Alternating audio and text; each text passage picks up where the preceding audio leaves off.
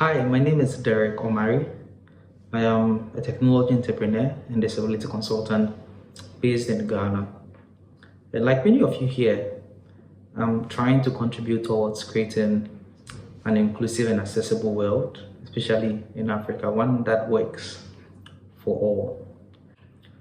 So the potential for startup and entrepreneurship approach to drive disability innovation is one that has been barely exploited.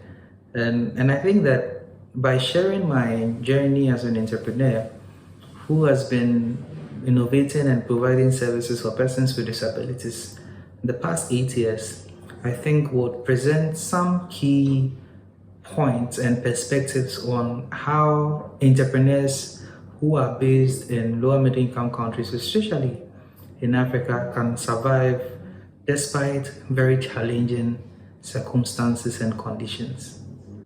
When I started my journey, I was seeking to tackle the challenges of education for children and young persons with disabilities. At that time, in Ghana, about 90% of children with disabilities were out of school. And for those who went to school, only 5% of them were able to progress to the tertiary level. And one of the things that I realized was the absence of technology in facilitating access to education in the schools where persons with disabilities found themselves. And at that time, even though Ghana had passed the inclusive education policy, schools were still segregated. And there were just so many challenges that students with disabilities faced. As a student entrepreneur then, knowing that I did not have access to a lot of financing, I did not have access to the resources that I needed. The first approach of my entrepreneurship journey was one that I refer to as a community-centered approach. I recognized the power of the community and I leverage on the resources in my community to drive innovation and to drive a solution that enabled students to have access to quality education. In 2 years, this project expanded to over 6 universities, allowing us to recruit over 200 volunteers who are creating impact in more than 50 communities. On the other hand, you find that this approach may not be very sustainable, and because most of the volunteers who are students would end up leaving to new opportunities, new initiatives, and may progress to do new things. So the second model is one that I refer to as the student-led approach. This model applies to circumstances where the innovator or the entrepreneur is looking to build a product or innovate or get into product innovation. One of the things that I realized during my initial model, which is the community-centered approach, was that assistive technology was expensive. Students did not have access to the needed technology that allowed them to thrive in classrooms. And so I kept thinking about building a local solution that can be easily deployed. And when I started that journey, I realized that I needed to adapt. I needed to come in with a new model that allowed me to be sustainable, that allowed me to survive. And this student-led approach is one where you partner with an institution or university, or you partner with a group where you find talent, potential students who are learning, and you collaborate with them to explore disability innovation by looking at very, very important problems that you want to tackle. By going through this model, it's also economical. It does not require a lot of investment, as the students use this as an opportunity to apply some of the key things that they learn in class. However, this model comes with some challenges where the lifespan of the project ends when the students end their course or the students graduate.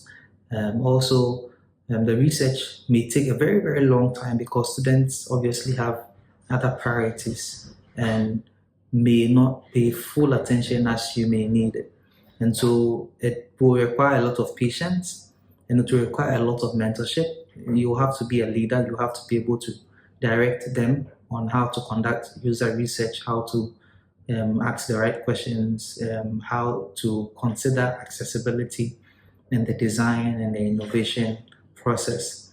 But of course, there are good sides, and some of the good sides include the fact that you won't have to pay people or employ people to conduct the research. Once it becomes students, a learning opportunity for the students.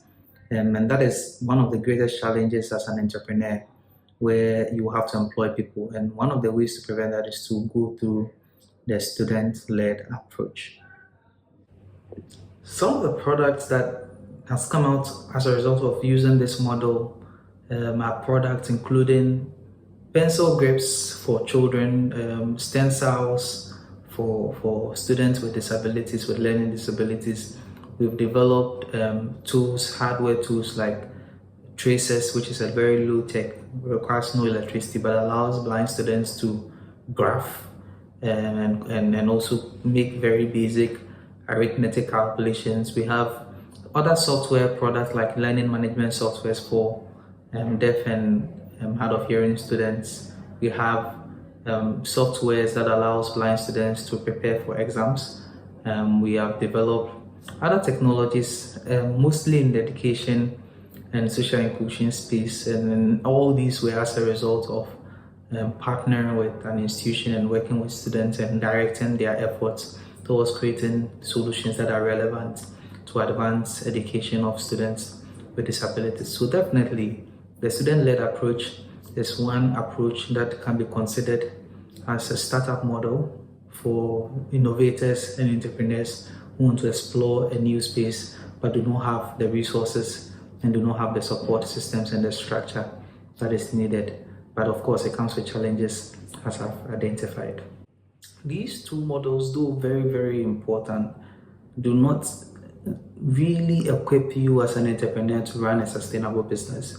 Because one of the things that a business requires is enough financing, you need staff capacity, you need to be able to focus, you need to be able to pay bills and other things that unfortunately disability innovators struggle because of the context that you find yourself in. Most often the customers, though they have a high need, do have very low demand because they cannot pay for the product. Also, there are very, very few incentives available for disability innovators, especially in Africa. And you are battling with other startups who are getting the attention of investors, and you are struggling to prove the market viability of your product. And so this forces you into a new model, which I refer to as the hybrid model for disability innovation for entrepreneurs. So this model is purely revenue driven. It involves looking for opportunities, the avenues to increase revenues in your business. And the interesting thing about this model is that it does not have to be in line with the product that you are developing or what you are researching into. It may not be associated with it at all, but allows you to fetch in some revenues that pays your team, revenues that pays the bills, and revenues that allows you to keep on moving. And one of the things you notice about disability innovation, especially in Africa, is it takes very long and requires a large amount of investment.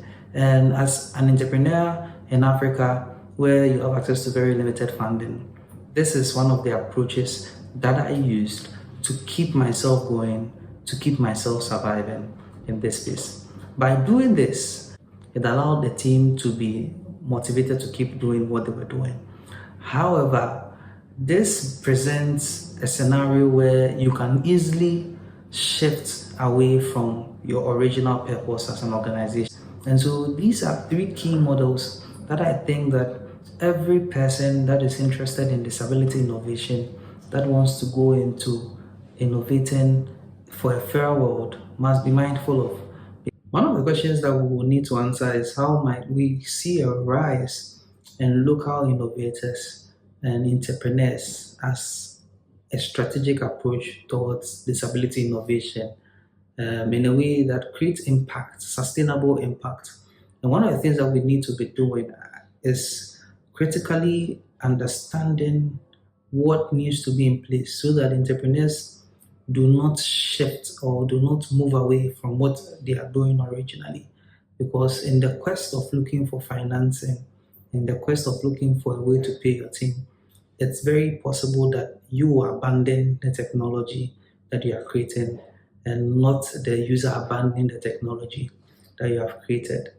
Entrepreneurship is a lifeline for disability innovation, and we need to pay attention to it.